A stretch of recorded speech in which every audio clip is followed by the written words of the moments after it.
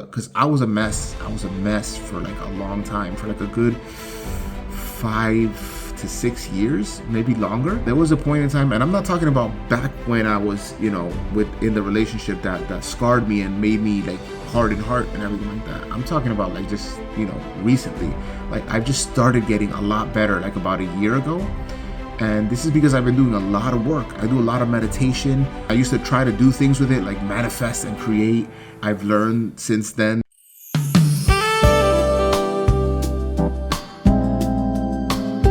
Good evening, ladies and gentlemen. Now, if you've seen the title of this video, you know we're going to be in for a little bit of a ride today, right? But I just want to let you know that as much as I'm about loving yourself and I'm about loving y'all, because now I'm learning how to love myself so I can do that. I can actually love everybody else how they're supposed to be loved, in that love your neighbor as you love yourself kind of way. Yeah, now that I can love people like that, I'm going to tell you that this is going to be a little bit of tough love. In fact, I would say this is going to be... This is Sparta!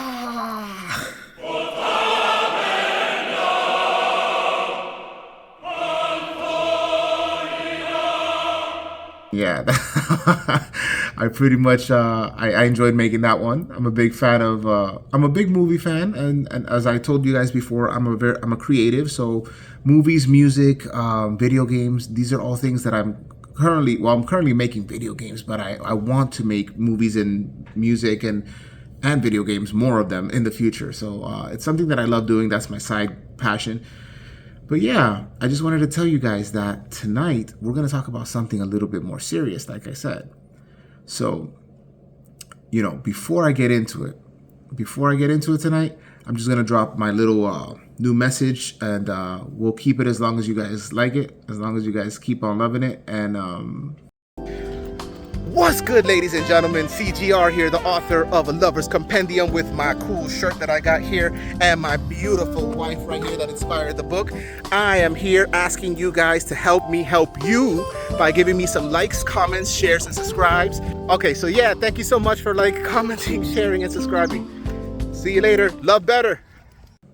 So now that we got that squared away and you've done your due diligence and you've liked, shared, and subscribed and done all that stuff that makes you feel good about yourself, because you know that I'm doing this with so much love for you that it's the least we can do is give me a little bit of love back. Just a little bit of love, no problem. But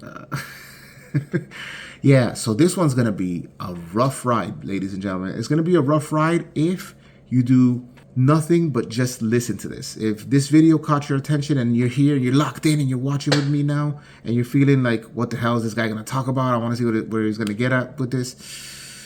It might upset you. It might get you pissed off. And that's okay, because this is Sparta! All right. That's it. We're only going to do it that second time. That's it. But anyway, what we're going to talk about today is something that I learned more as being a parent than I did in my younger days when I was learning a lot of the lessons that I learned that are in the Lover's Compendium book.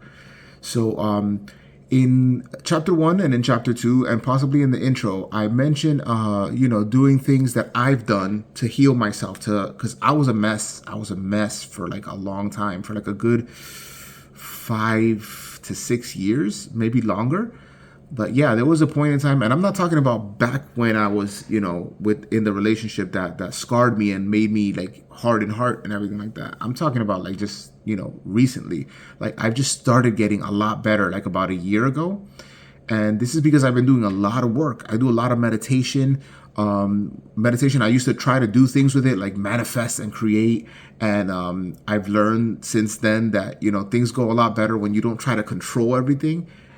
That's a powerful lesson in and of itself. If you leave after this point, at least you'll leave with something good. So just know that in life, they say when you try hard, you die hard, the Kanye West verse, But yeah, sometimes when you chase something too strongly, it goes away. It never comes to you. But then when you give up in a way that you're like, whatever, whatever happens.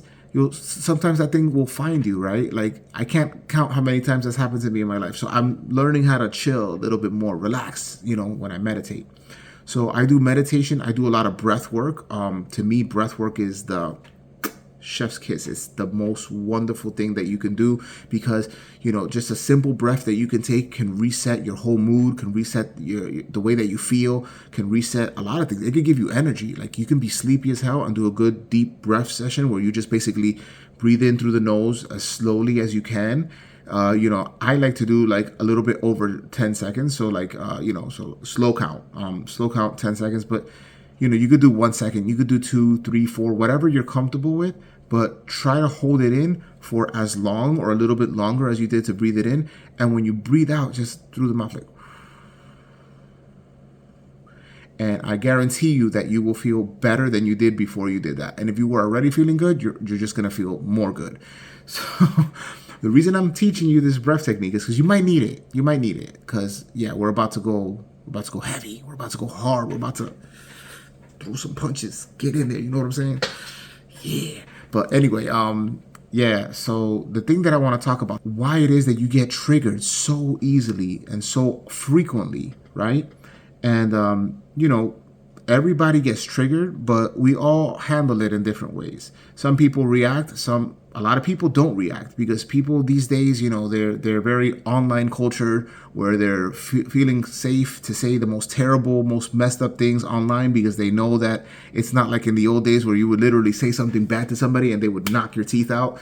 We don't live in that generation anymore. So and I'm actually grateful for that, because as tough as it was, like, there's pros and cons to everything, right? Like, back in the days, it was cool because there was more respect, because if you didn't respect, you learned the hard way that you needed to respect people. But these days, you don't have as much respect, especially online, because you're safe behind your camera, behind your internet, behind your screen. So until they invent a technology that lets me punch through the screen, that's gonna be cool, because there's some people sometimes that just, like, they used to trigger me. But before I get to that, let me just talk about how I learned that there were certain things that were triggering me. So my father, I loved him when I was a kid. And I didn't know the things that he was doing to me that I resented him for and got very angry at him for. I mean, I feel like my father he is a narcissist, and I don't know if he still even has a mind that's working, because the guy has lost his mind for a while. But anyway, my father's a narcissist, and a narcissist is a person who blames everybody else for their problems. They're never wrong. Anything that you say that they did is wrong, they'll flip it on you, they'll twist it, and they'll make it seem like you did something wrong. And not just that, but they can't take responsibility for it, right? Because it's one thing if you say, like, oh, that's not my fault, that's your fault, you did that. But then you're like, later, like, for example, like, I learned a little bit of those traits from my father. So, like, if my wife tells me, like, oh, like, because you did this and that, and I'm like, no, I didn't, it's your fault. And I should be like, what? But I didn't do anything. And I'm like, well, because you're a woman and you need to know your place. I'm so gonna get canceled for that, but anyway, don't cancel me, people. I'm just getting started. Like, just love me, don't hate on me, okay? But anyway, yeah, I've realized that I do certain things like that. But then, like, if it's something serious that she's actually upset about, or like, and if I do catch myself doing that, like, I try not to, like, when she's like, actually not feeling good or something. But, when it's lighthearted, I like to joke around with my wife and play around with her a lot. But when it's serious, even if I don't agree in the moment, in the heat of the moment, I'll sometimes need to take a step back, like, take some time to unwind, maybe do that breathing technique that I showed you guys. And when I do that, then I'll come back and say, like, baby, I'm sorry, I shouldn't have done that. Or like, you know what, I thought about what you said and that was true. Maybe I shouldn't have done that, or I should have done this. Like, it's basically because it's not just that I want to have peace, right? Because one of the things that I've learned is that I believe that love and truth are kind of like, they're like a couple themselves, right? Like, they go hand in hand. When you love for real, that there's no lie in that love. You know what I mean? Like, so, like, the way that I love my wife is like, there's no lie in it, in the sense of, like, I'm better with her than I am without her. But if God forbid something ever happened that, like, I don't know, like, she's on a flight or something and then we lose her, I'll be ultra depressed for a long time. But aside from that, and aside from the fact that I would hate life, I've learned to love myself enough that I would have to give myself a reason to love and a reason to live for my kids. And no, I'm sorry, not just for my kids, for myself. And because I'm doing it for myself, therefore I do it for my kids, right? Because it used to be that I was so attached to her, and I had a lot of, I had abandonment issues with my mom. And then I had, like trauma, and, I went through a lot of crap. Like, so all the crap that I went through, it didn't make me the best version of myself. And even though I feel like sometimes it sounds like I could be rambling, like what does this have to do with the title? It's gonna tie back to it right now, because the point is that you learn that the things that upset you in somebody else, like my father, it pisses me off when he does that, but then I go ahead and do that to my wife. So it's like, am I any better than him? No, but then what gets me angry is the fact that I did it. So it becomes, if you're not aware of the anger, what happens is it starts becoming like a loop inside of you. Like it goes from thoughts, emotions, and then actions, right? And it becomes a loop, an automatic loop, to the point where you don't even notice that you're doing it. So then you might get into a bad mood. You might stay angry longer than you were supposed to, or longer than you would have, just because of the fact that you're so pissed off that you did the thing, but you're not even aware that you did that thing, right? Because the subconscious mind, it's incredibly intelligent. It's I would say it's like a supercomputer. Anything that you can do as a human being that's considered like amazing and considered awesome or whatever, the subconscious mind can do it in like a fraction of a second without even trying, without even making an effort. In fact, many of the powerful things that we do comes from subconscious programs, basically, that are running in the background, that are always doing, like, making us react a certain way. Like, our personality is actually a program. So that means that if it's a program, you can train the subconscious to change, right? You can change your personality, but it requires work. And one of the things that I've noticed is when you're doing this work, you get a lot of internal resistance. And you know why? I believe it's because it becomes like an addiction. We become addicted to these negative feelings, to this anger, to this frustration. And then what's crazy is that you become addicted to it. So then you keep doing things to make it happen. And then here's the weird part. The weird part is you keep doing things to make it happen. Then all of a sudden, other things start happening. External things start coming in. And then that continues to happen, right? So it's like, you're damned if you do, you're damned if you don't. But the point is, like, we become antennas, or we become magnets, and we magnetize what we are. And what are we? We are our thoughts, we are our feelings, we are our actions, and we are our beliefs. And in fact, Bashar once said that you can't even have a belief unless you've unless you've defined it, unless you've defined something. Or rather, you can't even have an emotion about something unless you've defined it. So think about that. Like, I got confused when he said that the first couple times, but then when I heard about it, what he's really saying is if I tell you, I'm going to make up a word, and these are the kind of things I do with my kids. So I'm going to make up a word, right? And it's called, let's say it's called schnazzle fraps. And schnazzle fraps, right now, if I tell you, you are a schnazzle fraps, you're probably going to look at me, if I said this to your face, and you'll probably like be smiling or be like, what the F is wrong with you, sir? Like, what do you mean? What the hell's a schnazzle fraps? Exactly. Like, doesn't mean anything, right? But if I tell you, you're a stupid freaking idiot and you suck and all these words, you have definitions, and you have definitions for them, right? So the definition creates the belief. The belief creates the definition, but the definition is what drives the subconscious, the automatic programs. So you will say, I believe that I am X, Y, and Z, because you've defined X, Y, and Z in that way, right? So, for example, I used to curse a lot. Like, I used to say a lot of profanity, bad words and stuff like that. That is considered bad words in the English language. But, really, I don't think that they're bad words. I think words are themselves can have bad, feelings behind it, or bad intentions. But, like, for example, like, you could say, like, oh, like, you're so nice. Oh my gosh, you're so awesome. And inside you're really thinking, like, I just want you to die and I can't stand you and you suck.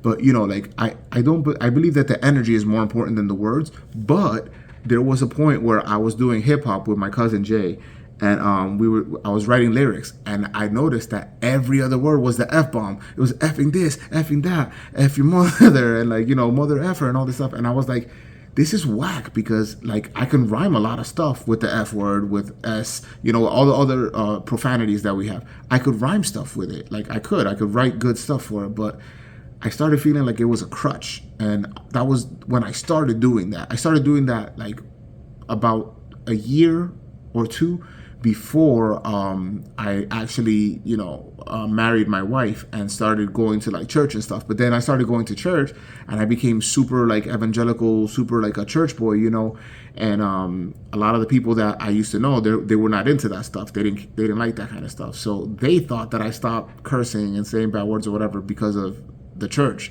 But really, that was never the case. It was just, my thing is, I was like, I'm using these words way too much. They're a crutch. And to me, that made me feel like I was stupid, because I was like, I want to think, you know what I'm saying? I don't want to be like effing this, effing that, effing this. So like people get weirded out sometimes, because like when I talk to them, I don't use profanity, and they do.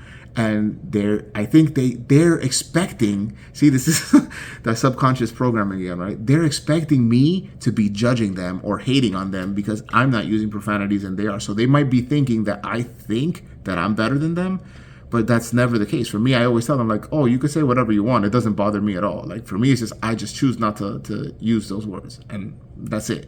So maybe in the future, like when I'm among friends or among like people and it calls for it, and like, yeah, I don't mind. I mean, I still have those words in my vocabulary. I still have them in my mind. I can say them right now if I want to, if I choose to, but I choose not to, because, I also have 4 beautiful kids that I want to teach them a little bit differently than how I was. I'm not saying that, again, no judgment on people that use profanity. I don't care. I really don't.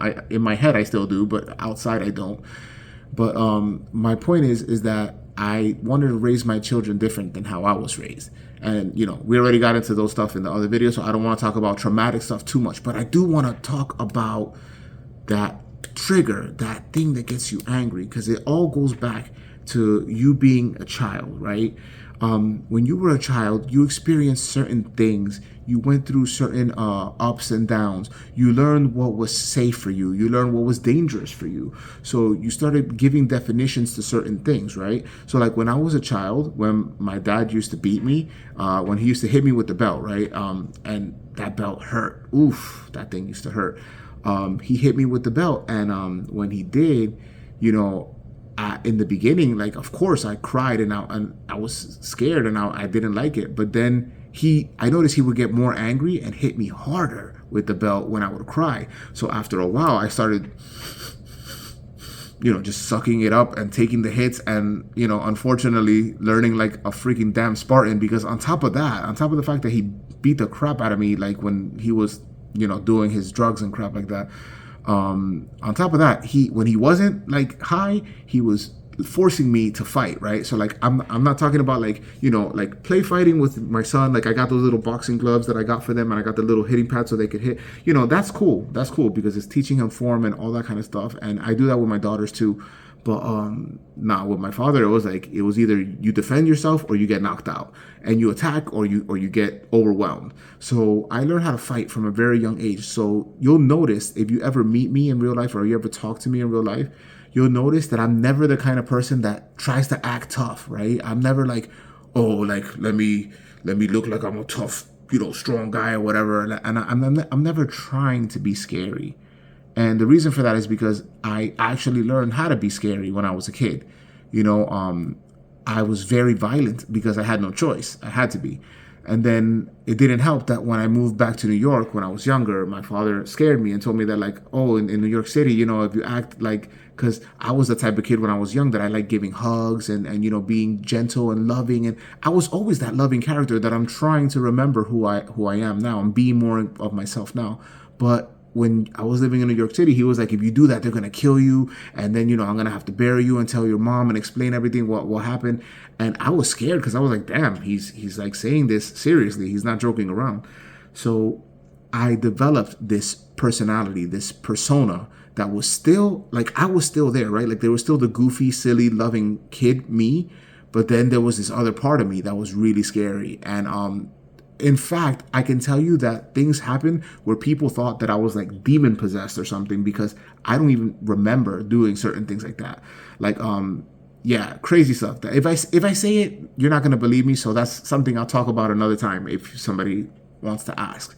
But anyway, yeah, the point is, my father did all those things to me. Like, he beat the crap out of me, and like all his narcissistic tendencies and stuff like that. I noticed when he would, when he would do that, when he would beat me and stuff like that.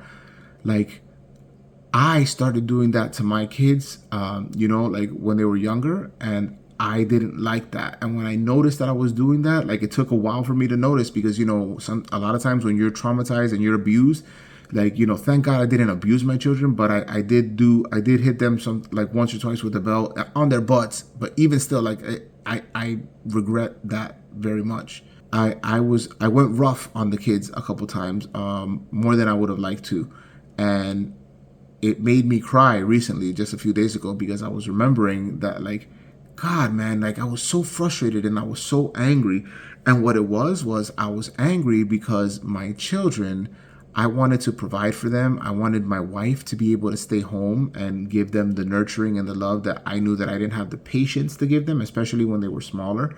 But I did it. I mean, I said I didn't have the patience, but I obviously did, because here I am, and they're healthy and grown and beautiful now, and they're very smart, they're very wise, very good kids. They're very well behaved. But yeah, I was a tough dad. I was a rough dad, and I was never as bad as my father was. But I noticed after a while that I was very angry, and part of that anger was I was angry at me, because I was doing the same thing that my father did, and it made me feel like, damn, how are you gonna do, like, knowing how that made you feel and knowing how bad I felt, how are you gonna do that to your kids? And it was, again, I never went as crazy as my father did, but I did, I did discipline my kids. I'll put it that way. But yeah, so, like, and it's not just things like that too. It's like things about how I used to be. So when I was in New York, remember I said, like, I learned how to become this monstrous, like, tough, like, character, I guess, or like Dr. Jekyll and Mr. Hyde, because when I was normal, I was loving, everybody loved me, everybody wanted to be my friend. But when I felt threatened, or when I felt there was a threat, it would switch, and it's like I became like a raging demon. Like, yeah, like, very few times I remember doing anything in that survival mode. But one of the times that was funny. But yeah, that's a story for another time. I had that persona of, like, this weird crossing or blending of, like, this nice, happy-go-lucky, funny, video game loving kid, and then this, like, killer monster that's like has to be a killer, otherwise people are gonna kill me. And somewhere along the line, those things kind of fused and blended. And what happened was I became very cocky. I became very arrogant, right? And I started thinking like I was like the coolest person on the planet, or I was better than people. I became very arrogant. And then I noticed like the way that I was, and I was loved, by the way. When I was arrogant, I would say messed up stuff to people, and they were just like, "Oh, Chris, man, you're so awesome." And I'm like, in my head, I'm like, "For real, I am." But I was like, "Okay, cool, thanks." But yeah, I was mean. I can't say I was mean spirited, but I did mean things. I did bad things. I did things that I wouldn't ever allow my kids or teach my kids to do.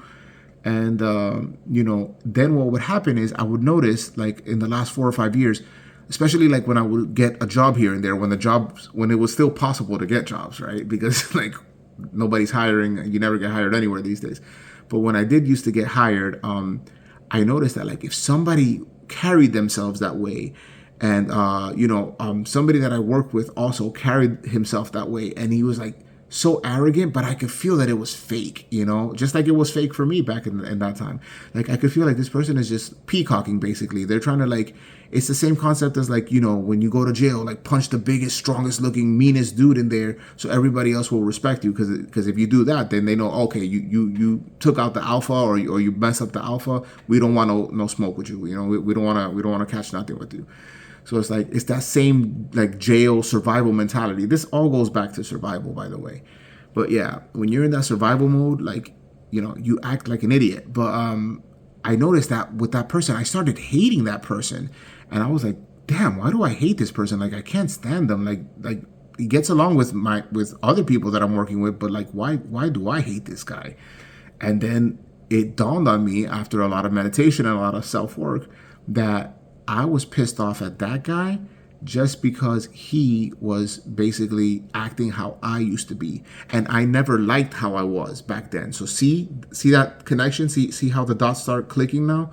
So it's like you have this experience as a child, then you have the experience as you get older, a formative experience, an experience that defines you. Then you have the experience where you decide whether you want to keep doing that, or you decide that, hey, this is not for me anymore. So once I got to that point, it's like, okay, I don't want to be that anymore. So I'm going to stop acting like that.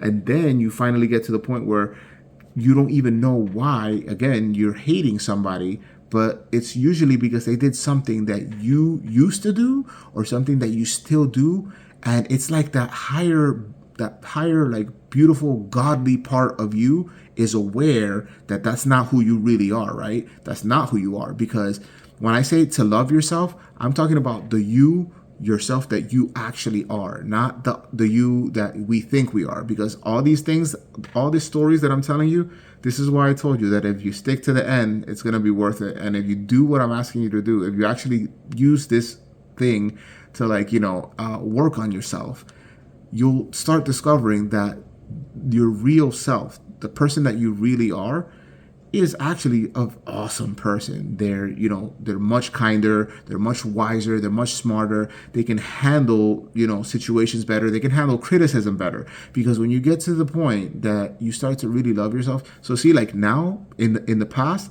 online, I still have this little fire for debate, right? Like I sometimes want to debate people. And why? Because I'm intellectually interested and I'm stimulated by debate in the sense that I want to know what makes people do what they do or think what they do or say what they say, because I don't believe that you'll say anything unless you have that in there. It's already a program. You've already been thinking it, you've already been feeling it, you already have definitions about it, so therefore you have beliefs about it. And I always like to figure out what's the belief there, what's the definition there. And, I try to help people where I can, especially on Threads, because people are more honest there. But, some people are not going to like me. According to one of the studies that I seen in another YouTube video, basically they were saying something along the lines of 20% of people are not going to like you no matter what you do, no matter what you say. So 20% of those people that won't like me no matter what, they probably won't even get this far in the video. Or they will, just so they can hate watch it, right? If it gets to that point, I guess I'm cool with that too. And then there's another 20% of the population that those are your people, right? Those are the people that are going to like you no matter what you do. They'll support you, and they'll be the ones that defend you when other people are like, oh, because he's so whack, or blah, blah, blah, blah, blah, or he's such a garbage person. And they'll be like, no, he's not. And right? That's your people. I haven't gotten there yet, but I believe that's the treasure that I'm looking forward to. Those are the people that I'm going to really treasure, when you guys help me, to reach more and more people and help more and more people, because those are the people that are your champions. They're the ones that got your back. In a way, they're like your tribe, right? Your extended tribe. So thank you to those 20% that love me and like me and share and do all those wonderful things, whether I ask for it or not. Thank you so much. And then 60% of the population is going to basically treat you like indifferent, but at the same time, they're more willing to give you a chance if you're interesting or if you're providing some sort of service or something that's helpful, right? Yeah, so like I was saying, all these things connect, right? If you sometimes get angry at your children or at your spouse or at your significant other, boyfriend, girlfriend, whatever, your friends, your family members, or just random strangers, especially online, because people online, they just like talking crap. They basically like to talk crap, and that's what they do. But yeah, I don't get triggered as much even online as I used to. There's some people, when I see something that's really, really messed up, that I could just tell that person's heart and mind is filled with hatred, I'm just gonna block them, because I've gotten to the point where I love myself too much to deal with that negative energy, because that person needs help, but the level that they're at is not a place where I can help them. And in the future, maybe they'll make a new account or something and they'll come back, and I'll be able to help them. But right now, I can't help somebody who's that far down. And I was that far down, but it took me I needed a lot of help. I wasn't able to get up by myself. It took me a lot of help to even realize that I needed help, So, yeah, so I'm very grateful for the path that I went on. But my point is, if you're going to do this, like, do this for yourself. Do this because you want to be that version of yourself. Remember back in the days when you were probably a young child, let's say before you were aware of the evils of the world, before you were aware that what you were experiencing could have been traumatic or negative or bad or whatever. As kids, you tend to be like these like vulnerable optimists, right? And this is why we are so protective of children, because we love that quality. We love that trait in our children. We love the fact that they're vulnerable because they're young and they're little and they don't quite know. They haven't built up a lot of the social norms that we build up no matter where you grow up in the world. My wife is from Japan. I grew up in the East Coast of the United States, and our kids have a combination of our values, and because my wife and I were very aligned on our values, this is why we were able to stay strong together, even during hard times, even when I was not being the best version of myself. But I'm very grateful, and I love her so much, man. And it's like, yeah, I really do. I really do love my wife very much. But yeah, all these things that we experience, all these things that trigger us, that get us angry, when you realize that it's just something about yourself. And it may not even be that you did exactly that. It could just be that what you did reminded you of something that you didn't like about yourself, or something that you didn't like that was done to you as well, even if it was done to you. Like, you didn't like it, but you see it in other people. It tends to become a point of trigger. But when you view it as something about yourself, here is the clincher, all right? Here's where I'm going to give you the most bang for your buck, the most value for your time. And let's see where we're at. We're at 32 minutes, so I'm going to end this video soon. But here is the most important part of the entire video. It's going to be the part that, hopefully sticks with you the most, and I really hope that this serves you. When you can think of things in life, even the things that you didn't do and you had nothing to do with it, when you could, I don't want to use the word responsibility, because that's the word that makes the most sense, but I want to say when you can take ownership of the good, the bad, the negative, the ugly, of everything that happens to you in your life, what happens is, it's weird, like your mind, your heart, your subconscious, everything about you starts exerting its control and power over it, right? When you own that, like, I didn't like that this person did that because I used to do that, instead of saying, like, I just don't like that person, what happens is you develop a power over it, where it no longer controls you the way it used to. It no longer triggers you the way it used to. It's harder for it to manipulate you. And of course, like everything in life, it's going to take practice. You're not going to get it right on the first try. And if you do, you might be lucky. But if you get it wrong on the second and third and the fourth try, or you get it right even like 3 times in a row and then you can't get it right for another 15 or 20, that doesn't mean that you're not doing your best, and it doesn't mean that you're not doing the work. In fact, a lot of times we relapse when we're doing this work. I could be feeling amazing like I am right now, and then tomorrow just have this really crappy day out of nowhere and not even know why. And that's okay. I had to learn that was actually okay. And it's not just because we say it's okay, because it is. Because at the end of the day, you're still here, right? Life still goes on.